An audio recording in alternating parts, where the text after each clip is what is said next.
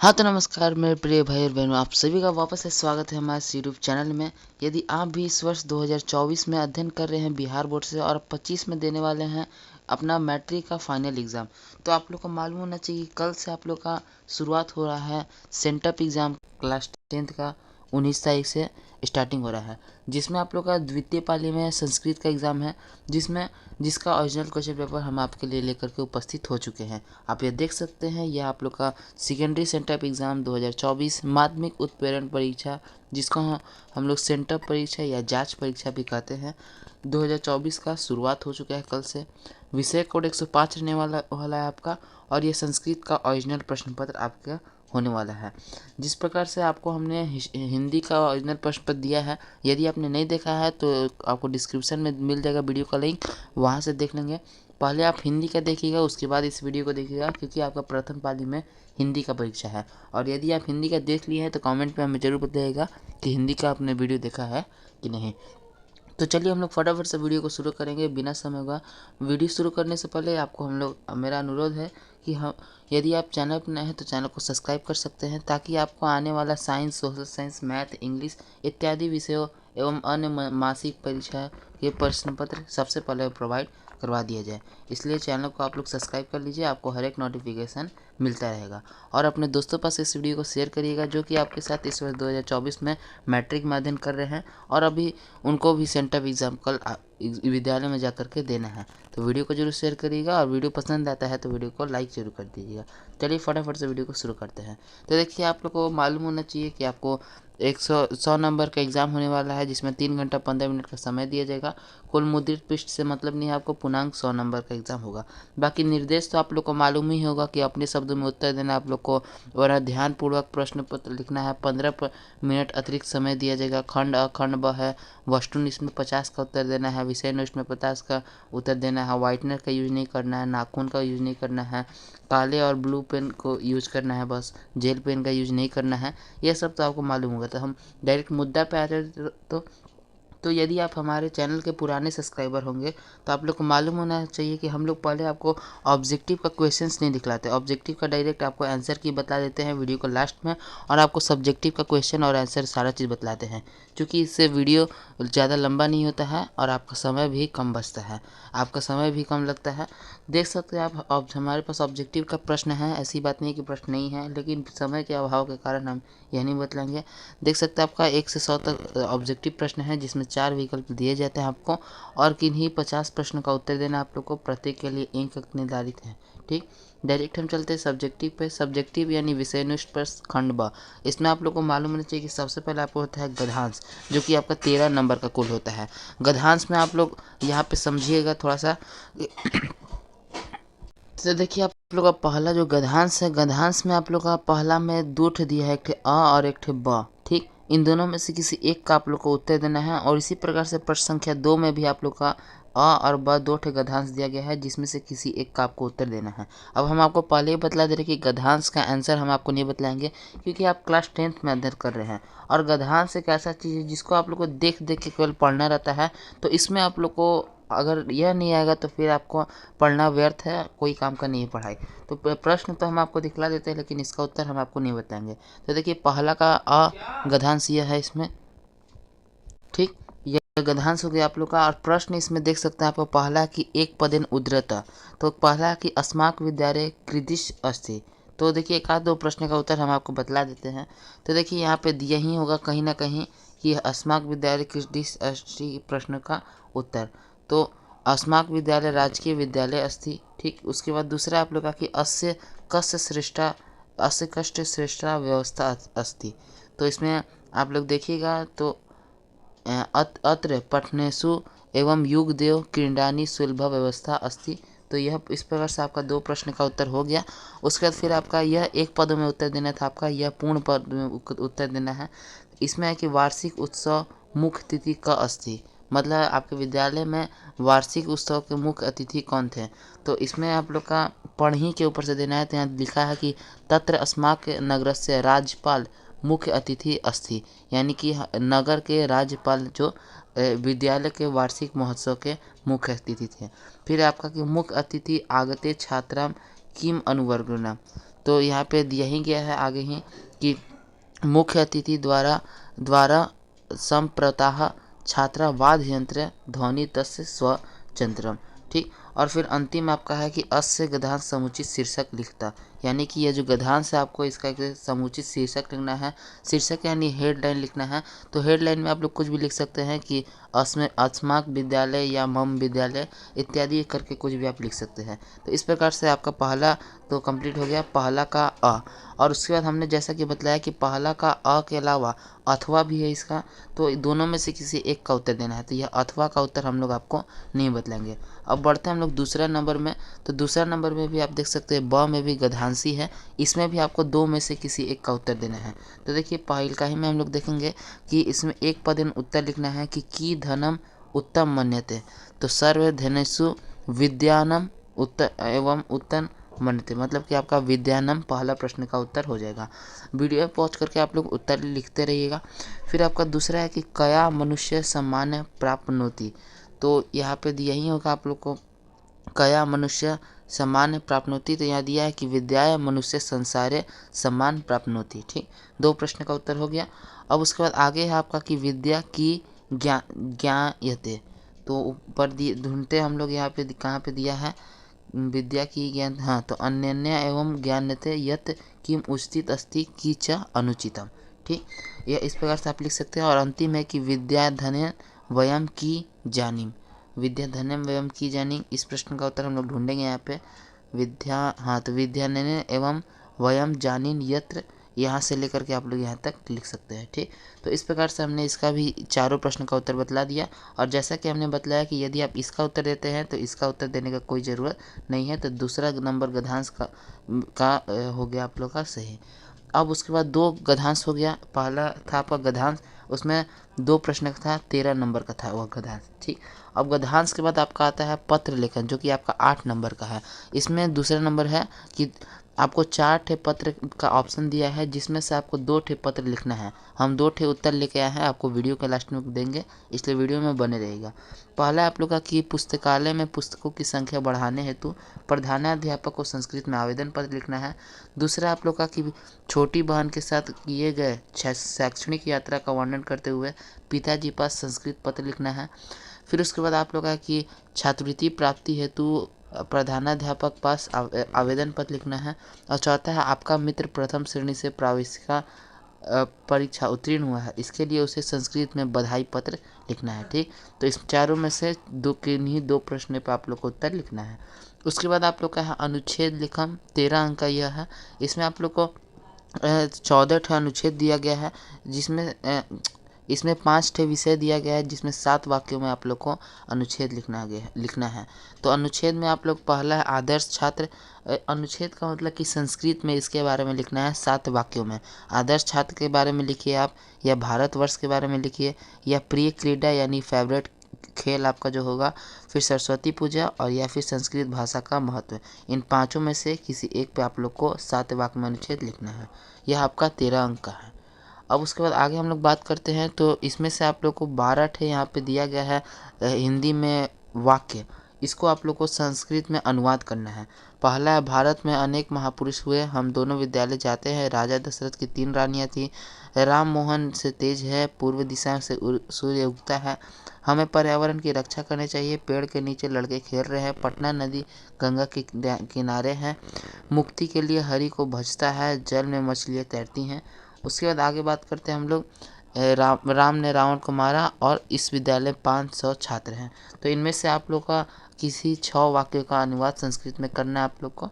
ठीक, और उसके बाद फिर अंतिम में आप लोग का लघु उत्तरीय प्रश्न, जो कि 16 नंबर का है, जिसमें आप लोग को 16 ठे प्रश्न दिया गया है, और किन्हीं 8 प्रश्न का उत्तर आप लोग को देना है।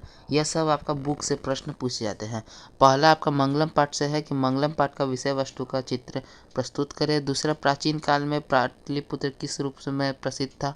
तीसरा चारों अंशों का संवाद लिखना है, यानी कि आप बातचीत करते हो अपने में।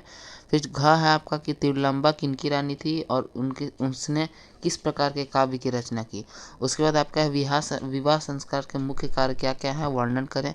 फिर है भारत महिमा पाठ के आधार पर मातृभूमि की विशेषता लिखें। नीति श्लोका पाठ से एक श्लोक को साफ साफ लिखें। साक्षात्कार के समय के समय समिति के सदस्य राम प्रवेश से पर क्यों प्रवेश हुए, प्रसन्न हुए। फिर स्वामी दयानंद की शिक्षा व्यवस्था का वर्णन करें। उसके बाद फिर आगे आप लोग का स्वामी दयानंद की शिक्षा व्यवस्था के बाद गंगा तट पर कौन सी रमणीय दृश्य श्री राम के मन को रीत उत्पन्न कर रही है। फिर आपका ज्ञान भार क्रिया विनय उक्ति पथि व्याग प्रति कथा से कैसे चरितार्थ होती है। फिर है ब्राह्मण के रूप में कर्ण के समक्ष कौन और किस लिए पहुँचते हैं। महात्मा बुद्ध के अनुसार वैर का शांति कैसे संभव है। फिर उसके बाद है साक्षात्कार पाठ का वर्णित वैज्ञानिक शास्त्रों को पर प्रकाश डालें। फिर आपका विद्या एवं अहिंसा में क्रमशः क्या क्या प्राप्त होता है विद्या एवं अहिंसा से। और अंतिम है किन किन विदेशी यात्री ने अपने स्मरण ग्रंथों में पटना का वर्णन किया है। तो इस प्रकार से आपको इन्हीं 8 प्रश्नों का उत्तर देना है। यह सब आपके सब्जेक्टिव के प्रश्न थे। अब चलिए इन सभी सब्जेक्टिव प्रश्नों का हम लोग आपको उत्तर बतला देते हैं। तो देखिए हम लोग सबसे पहले आपको बतला दे रहे हैं कि यदि आपको प्रश्न आपको उत्तर मालूम हुआ तो आप अपने ही शब्द में उत्तर लिखिएगा, क्योंकि यह जो प्रश्न है यह सब भी हम आपको गूगल से ढूंढ के ही दे रहे हैं। तो आप अपने से लिखिएगा तो वह ज़्यादा फायदेमंद होगा, वरना यह भी प्रश्न आपका सभी सही है। तो देखिए गद्यांश का तो उत्तर हमने पहले ही आपको बोल दिया कि हमने बतला दिया है। अब उसके बाद बात रहा आपका दूसरा नंबर प्रश्न में था आपको पत्र लिखना था किन्हीं 4 में से 2 टॉपिक पे। तो आप लोग का तीसरा नंबर जो टॉपिक था उसमें आप लोग को छात्रवृत्ति प्राप्त करने के लिए अपने प्रधानाध्यापक को पत्र लिखना था। उस टॉपिक पे हम लोग लाए हैं। तो सबसे पहले तो आप लोग ऊपर में हेडलाइन दे दीजिएगा सेवायाम श्रीमान प्रधानाध्यापक महोदय इत्यादि जो लिखा जाता है यह सब चीज़ आप लोग ऊपर में डालिएगा। उसके बाद फिर प्रधानाध्यापक महोदय अपना विद्यालय का नाम लिख दीजिएगा, विषय में लिख दीजिएगा छात्रवृत्ति प्राप्त करने के लिए। अब उसके बाद आपको महाशय करके लिखना है कि सविनय निवेदन है कि विद्यालय 10 कक्षा का छात्र हूँ। मेरे पिता एक किसान हैं, माता आदि बहुत ही कष्ट में रहती हैं, तो इसीलिए हमारा जीवन यापन बहुत कष्ट में गुजर रहा है। इसलिए विनम्रता से आपसे प्रार्थना है कि हम लोग को छात्रवृत्ति प्राप्त करने का अवसर प्रदान करें। ये सब आपका संस्कृत में दिया है, तो वीडियो पॉज करके उतार लीजिए। फिर लास्ट में आप लोगों का अपना नाम यहाँ पे लिख देना होगा, ठीक। क्योंकि ये ज़्यादा नंबर का नहीं है तो ज़्यादा लंबा भी आपको लिखने का ज़रूरत नहीं है। तो एक तो आप लोग का यह हो गया पत्र, और दूसरे पत्र की ओर हम लोग बढ़ते हैं। आप लोग का दूसरा आप लोग का चौथा नंबर प्रश्न था कि अपने मित्र को आप लोग को परीक्षा फल में वह सफल हुआ है परीक्षा में, तो उसी के लिए एक आपको बधाई पत्र लिखना है। तो सबसे पहले तो प्रिय मित्र सप्रेम नमस्कार इत्यादि लिखना होगा। फिर आपको लिखना होगा कि परीक्षा फल तुम्हारा पता चला हमें, जिसमें तुम उत्तीर्ण हुआ है, जानकर बहुत खुशी हुई है, इत्यादि इत्यादि चीज़ लिख देना होगा आप लोग को। और यहाँ पे अपना नाम केवल बदल देना होगा, ठीक। तो इस प्रकार से आपका 2 पत्र आप लोग लिख दीजिएगा। वीडियो पॉज करके इसे आप लोग उतार लीजिए। अब उसके बाद आप लोग का हम लोग अगले प्रश्न के उत्तर की ओर बढ़ते हैं। फिर उसके बाद आप लोग को पूछा जा रहा था अनुच्छेद लिखना है किसी एक टॉपिक पे 7 वाक्यों में। तो देखिए सबसे पहला टॉपिक था आप लोग का आदर्श छात्र, तो इसी टॉपिक पे हम लोग लाए हैं। इसमें आप लोग देख सकते हैं आदर्श छात्र पे आप लोग लिख सकते हैं 7 वाक्यों में 1 वाक्य, 2 वाक्य, 3 वाक्य, उसके बाद फिर आप लोग का 4 वाक्य, 5 वाक्य और 6 वाक्य और नीचे 7 वाक्य, ठीक। तो इस प्रकार से वीडियो पॉज करके आप लोग इसका उतार लीजिए। आपका प्रश्न का उत्तर हो जाएगा, ठीक है। तीसरा प्रश्न का उत्तर हो जाएगा आदर्श छात्र पर ही आप लोग का अनुच्छेद। वीडियो पॉज करके उसे आप लोग उतार लीजिए। हम बढ़ते हैं अगले प्रश्न की ओर। तो अगला प्रश्न आप लोग का था कि आप लोग को किन्हीं 6 वाक्यों का अनुवाद करना था। तो देखिए ऊपर से 6 वाक्य थे आप लोग का कि भारत में अनेक पुरुष हुए, तो इसमें आप लोग को वाक्य करके लिखना पड़ेगा कि भारत महत्व महान पुरुष आसत। दूसरा हम दोनों विद्यालय जाते हैं, तो वयम द्व विद्यालयम गच्छाम। फिर उसके बाद आप लोग का राजा दशरथ की 3 रानियाँ थीं, तो राजा दशरथ से तृण रागनी आसन। फिर राम मोहन से तेज है, तो उसके बाद नीचे हम लोग स्क्रॉल करके दिया गया आंसर कि मोहनात राम दूतवार अस्थि। उसके बाद फिर आपका है कि पूर्व दिशा से सूर्य उगता है, तो पूर्व दिशी सूर्योदय। फिर हमें पर्यावरण की रक्षा करनी चाहिए, तो अभिशापी पर्यावरण से रक्षा कर्तव्यम, ठीक है। तो यह आप लोग का हो जाएगा उत्तर। आप वीडियो पॉज करके यह 6 आपको 6 का अनुवाद लिखना था, 6 अनुवाद का उत्तर आप लोग का हो जाएगा, ठीक। तो इस प्रकार से इतना हो गया। अब आप लोग को प्रश्न का उत्तर लिखना है। तो पहला आप लोग का प्रश्न का उत्तर लिखना था कि मंगलम पाठ का आप लोग को विषय वस्तु को चित्रण करना था। तो मंगलम पाठ आप लोग का चैप्टर 1 ही है हिंदी का, जिसको आप लोग पढ़िएगा तो आपको पता चलेगा कि इस पाठ में आप लोग को जीवन और आत्मा के बीच में संबंध का विवेचन किया गया है। बाकी आप अलग से बढ़ा करके इतना लिख सकते हैं पहला प्रश्न का उत्तर। उसके बाद दूसरे प्रश्न की ओर हम लोग बढ़ेंगे। दूसरा प्रश्न आप लोग का पूछा था कि प्राचीन काल में पाटलिपुत्र नगर कैसे प्रसिद्ध था। तो आप लोग इसके बारे में लिख सकते हैं दूसरा प्रश्न का उत्तर यहाँ पर से। उसके बाद हम लोग चलते हैं तीसरे नंबर प्रश्न में। तीसरा नंबर प्रश्न में आप लोग को चारों आलसी अलस कथा जो पाठ है उसमें चारों आलसियों के बीच जो वार्तालाप हो रहा था, जो बातचीत हो रहा था, उसको अपने शब्दों में लिखना है। तो आप इसको लिख सकते हैं। ठीक, 3 प्रश्न हो गया। चौथे नंबर प्रश्न की ओर हम लोग बढ़ते हैं। तो चौथा नंबर प्रश्न था कि तिरलंबा कौन थी, अच्युत राय की रानी कौन थी और उसने कौन सा ग्रंथ लिखा है। तो तिरलंबा अच्युत राय की रानी थी जिसने वरदाम्बिका नामक चंपू काव्य की रचना की है। ठीक, उसके बाद हम लोग बढ़ते हैं अगले प्रश्न की ओर। तो अगला प्रश्न आप लोग का है कि विवाह संसार के अंतर्गत कौन कौन से कार्य किए जाते हैं, इनके बारे में आप लोग को लिखना है। तो विवाह संस्कार मनुष्य में गृहस्थ जीवन में प्रवेश करता है। इसमें अनेक कार्य संपादित किए जाते हैं, जिसमें बागदाना, मंडप निर्माण, वधू के घर, वर पक्ष का स्वागत, वर वधु परस्पर निरीक्षण, कन्यादान, अग्नि स्थापन, पानी ग्रहण, लाजा मोहन, सिंदूरदान इत्यादि क्रमकांड आते हैं। तो जो भी आप समानता शादी में देते हैं, जो जो चीज़ होता है, तो देखिए यहाँ पे दिया गया इतना, तो ज़रूरी नहीं है कि आप सब लिखेंगे। जो इतना आप लोग को याद आ रहा है कम मिनिमम आप लोग यहाँ से 4 या 5 टेबल लिखते हैं तो आप लोग का आराम से एग्जाम में हो जाएगा। वैसे तो विवाह में क्या क्या होता है आप लोग को मालूम होगा कि वर वधू का सिंदूर दान होता है, फिर अग्नि स्थापना होता है जिसकी फेरा लगाया जाता है, कन्यादान किया जाता है, उसके बाद मंडप का निर्माण होता है। यह सब चीज़ तो आप लोग को मालूम होगा। वरना फिर वधू का वर पक्ष में स्वागत होता है, मतलब जो दुल्हन है वह दूल्हा के घर जाती है। पानी ग्रहण यानी पानी पिलाया जाता है। लाजा होम, ये सब आप लोग को मालूम होगा। ठीक, तो यह सब आप लोग विवाह संस्कार में लिख सकते हैं। उसके बाद हम लोग बढ़ते हैं अगले प्रश्न की ओर। अगला प्रश्न आप लोग से भारत महिमा पाठ के आधार पर मातृभूमि की विशेषता आप लोग को लिखना था। तो आप भारतवासी हैं हम लोग, तो हम लोग भारत की विशेषता तो आराम से जानते ही हैं। क्या क्या हमारे भारत की विशेषता है। तो यह भूमि सदैव पवित्र और मातामयी है, यह विशाल है, यह स्मरणीय है, रूपावली है, सुभाषा है, सुंदर ऐश्वर्य वाली है। यह भारत भूमि सागरों, वनों, पर्वतों, झरनों, बहती नदियों से सदा सुरभित रहती है। तो यह सब चीज़ तो आप लोग को मालूम हुआ, हमारे भारत की विशेषता को यहाँ पे लिखना है।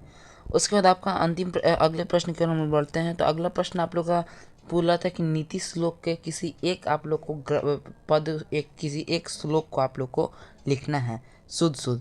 तो आप लोग का जो नीति श्लोक पाठ है उसमें 5 कुल श्लोक हैं। तो इन 5 में से जो भी आपको आसान लगता है, जो भी श्लोक आसान लगता है उसको आपको केवल एग्जाम में लिखना है। तो हम एक श्लोक लाए हैं आप लोग का, यस्य कृतनम न विघ्नन्ति शीतमुनम भयम रति समुद्री समुद्राश सर्व पंडित उच्यते। इतना बस आप लोग लिख दीजिएगा, आराम से आपको नंबर मिल जाएगा। उसके बाद आपका अंतिम प्रश्न है क्योंकि आप लोग का 8 प्रश्न का उत्तर देना था, तो ये आपका 8वां प्रश्न है, जिसमें आप लोग को पूछ रहा था कि साक्षात्कार यानी इंटरव्यू के समय समिति सदस्य राम प्रवेश पर से क्यों प्रसन्न हुआ। तो राम प्रवेश की व्यापक शिक्षा ज्ञान और उसकी पारिवारिक परिवेश से बहुत ज़्यादा उन लोग प्रसन्न हुए थे।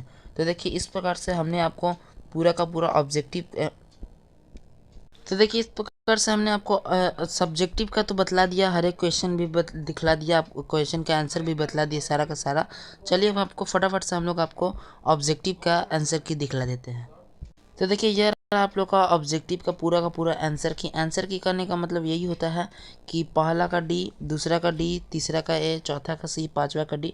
इस प्रकार से आपको पूरे 90 प्रश्न का हमने उत्तर दिया है, परंतु आपको एग्जाम में केवल कल 85 प्रश्न का उत्तर इसमें लिखना है। 100 प्रश्न दिए जाते हैं जिसमें 50 का उत्तर लिखना है। हमने 90 प्रश्न का उत्तर दिया। तो कोई भी प्रश्न पर आपको डाउट लगता है तो आप उसके उत्तर को नहीं लिख सकते हैं। तो हम धीरे धीरे वीडियो को स्क्रॉल कर रहे हैं, आप लोग वीडियो पॉज करके इन सारे प्रश्नों को उतार लीजिए।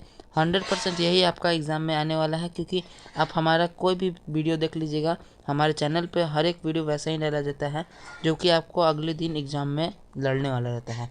तो इस प्रकार से हमने पूरा का पूरा आपको 90 प्रश्न का उत्तर दिया गया है। ठीक, तो ऑब्जेक्टिव का भी आंसर यहाँ पर से आप लोग का ऑब्जेक्टिव का आंसर की कंप्लीट हो गया। ऑब्जेक्टिव के आंसर की हमने कंप्लीट करा दिया, प्लस में आपको सब्जेक्टिव का पूरा क्वेश्चन दिखला दिया और प्लस में सब्जेक्टिव का आंसर भी करवा दिया। तो आशा करते हैं कि आपको वीडियो पसंद आया होगा।